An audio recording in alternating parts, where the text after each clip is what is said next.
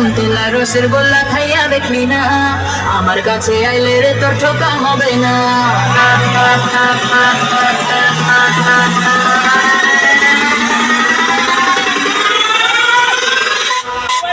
ওরে মনা জীবনটা বৃথা গেল চাইয়া দেখলি না রে, মাখন তোলা রসের গোল্লা খাইয়া দেখলি না, আমার কাছে আইলে রে তোর ঠোকা হবে না।